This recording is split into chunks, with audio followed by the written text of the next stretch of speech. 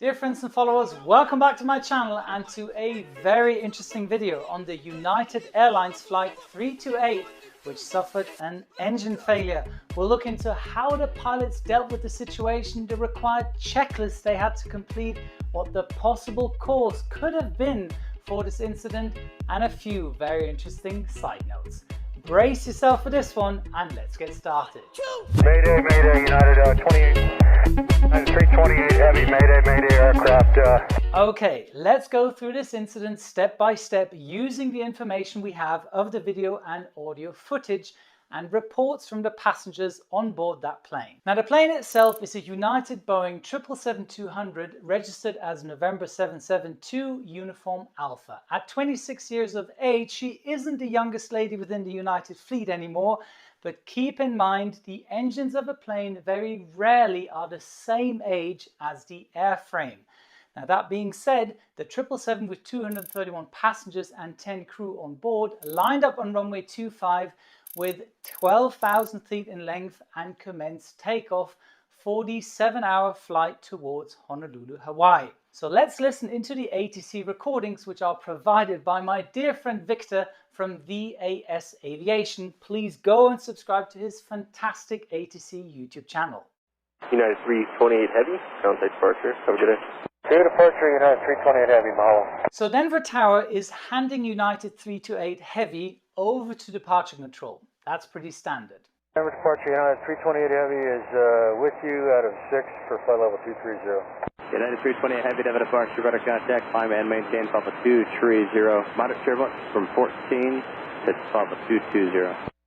Okay, understand. Thanks to the pilot rep.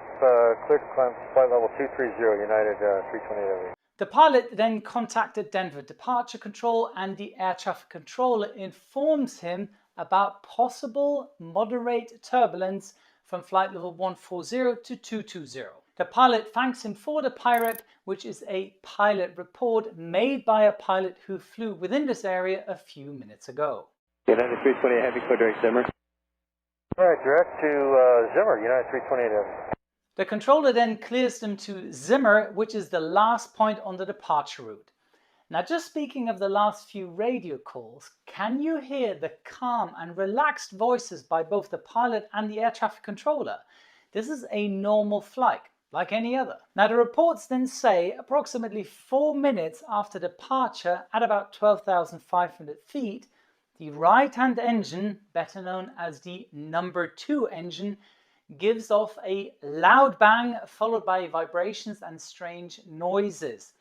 Now, the loud bang caused the entire engine inlet to separate and large parts of the engine cowling falling to the ground. The inlet landed in somebody's front yard on 13th and Elmwood Street in Bloomfield, which is right below the flight path of the 777. Luckily, no one got hurt by the falling debris. So what could have been the cause for the engine failure? Now, if you look at the later video footage and pictures, you can see that one of the fan blades is missing. Now, remember I said that the pilots sped up to 300 knots and more to transition into a cruise climb. Now, it's likely that by the power increase, the missing fan blade sort of shared off due to material fatigue, which then caused a so-called uncontained engine event, meaning an engine failure resulting in fragments of rotating engine parts penetrating and exiting through the engine cowling. But the NTSB report will reveal what the actual cause was for the engine failure. But let's continue with the ATC transmissions. 328 Heavy, we experienced an engine failure. Need a turn. Mayday, Mayday, United 28. United 328 Heavy, Mayday, Mayday aircraft. 328 Heavy, say again, please, read all that again. Yeah, United Denver departure, United 328 Heavy, Mayday aircraft. Just experienced an engine failure. Need a turn immediately. If you listened carefully, you could hear the fire warning bell go off in the background during the pilot's Mayday transmission. You can also hear that the pilot's voice is slightly startled by the sudden change of events. Trust me, we all would be. 328 left or right turn? Left turn. 328 left turn left heading 080. Left heading 080, United 328 Heavy. Now, the air traffic controller asks the pilot if he wants a left or right turn. Now, the pilot reacts quickly and requests a left turn. Why is that? Now, this is just my personal opinion, but I think this goes back to the pilot's training in flight school. During flight school training in twin-engine aircraft, it is not recommended to make turns over the dead engine, primarily for aerodynamic reasons such as having difficulty ending the turn over the dead engine. But that's a whole video just on that question right there. Pilot's discretion, maintain 9,000. Okay, descend and maintain 9,000, United 328 Heavy. He then offers the Mayday aircraft to descend to 9,000 feet at pilot's discretion, meaning that pilots can descend to 9,000 feet in a time and rate whenever feasible. But keep in mind, if they would have continued straight towards Zimmer, they would have gotten very close to the Rocky Mountains. 320, you want us straight into runway 7? At immediate, we need to we need to run some checklists. Okay, United 320 Heavy, Roger. Just let me know what you need to do. If you want to hold for left turns, let me know. Very good, United 328 Heavy. The air traffic controller is already a step ahead and offers them runway 07, which is actually the runway they just took off from, just in the other direction. More or less a 180-degree turn and then a straight in onto runway 07. But the pilots react great by telling him we need to run some checklists first. Remember, aviate, navigate, communicate. So let's take a look at the likely checklist my colleagues had to perform. Here we have the Boeing 777 non-normal fire engine left or right checklist. Now I'm sensing that they performed this checklist as you could hear the distinctive fire warning bell go off during the initial Mayday call. So the first 5 items in this checklist are so-called memory items, meaning they are performed by heart. So the auto throttle arm switch on the affected engine needs to be confirmed and switched to off. You don't want the auto throttle to spool up the damaged engine, do you? Then the thrust lever on the affected side needs to be confirmed and placed to idle. You've previously turned off the auto throttle, you then also want to move the lever to idle. Then the fuel control switch on the affected side confirmed and placed to cutoff. By doing so, you kill the engine by fuel starvation as the fuel lines leading to the combustion chamber get closed off by the respective fuel valve. Then the engine fire switch affected side confirmed and pulled. By doing so, all hydraulic components get cut off which are powered by the engine-driven gearbox and other related systems. Step 5. If the fire engine message stays shown, engine fire switch affected side rotate to stop and hold for 1 second. By doing so, the extinguishing detergent gets released into the turbine. If, after 30 seconds, the fire engine message stays shown, engine fire switch affected side rotate to the other stop and hold for 1 second. By doing so, the second fire extinguisher gets released into the turbine. Now, once the memory items are completed and no further engine-related indications are shown on the EFIS, the engine is announced as secured. One note I have to add, who performs which action of the checklist can vary from airline to airline. Now, looking at the video footage of the engine, it doesn't look secure at all and it still looks as if it's running. Now, in my opinion, and judging by this video, the engine is off, but it's windmilling. Now, the flames coming out at the back were probably caused by leaking fuel lines which got damaged by the shrapnel. Also, look how it's shaking due to the imbalance of the missing fan blade. Okay, let's listen further to the ATC transmissions. 28 Heavy, go ahead. Actually, one able fuel and souls on board and intentions. We'd like to return to Denver as soon as possible here, and we'll get you the souls in a minute. The classic fuel and souls on board questions and what further intentions are requested by the pilots. Now, the pilot reacts great. Denver is the closest airport with multiple long runways and appropriate emergency vehicles and passenger service, possibly allowing passengers to hop onto the next flight. But the number of souls on board really don't have the pilot's highest priority right now, which he then sort of puts off by saying, we'll get you the souls on board just in a minute. Okay, Roger. Could Denver be radar vectors? Do you want a left turn into the airport right now, or do you want delayed vectors for anything else you might need?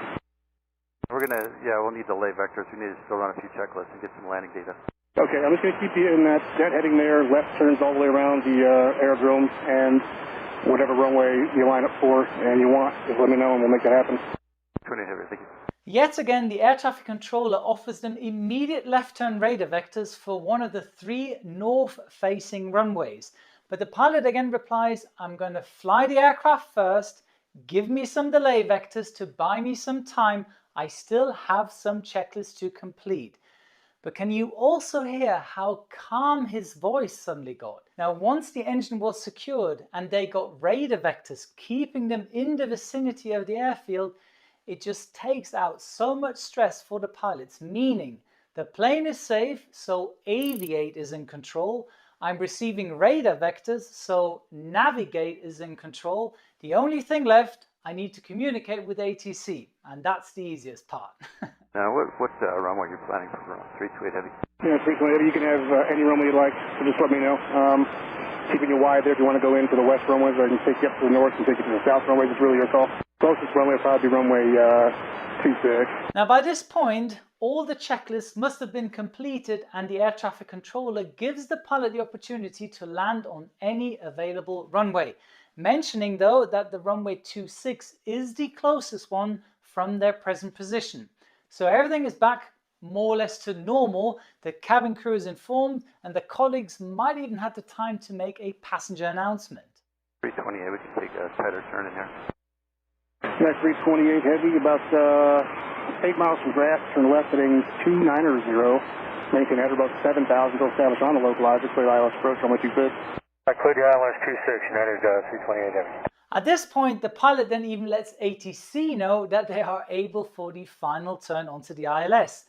And that call by the pilot actually shows how much capacity they had left. From that point on, it was a walk in the park. No stress, workload normal. We're ready when you are. We'll just land with one engine inoperative. Wunderbar.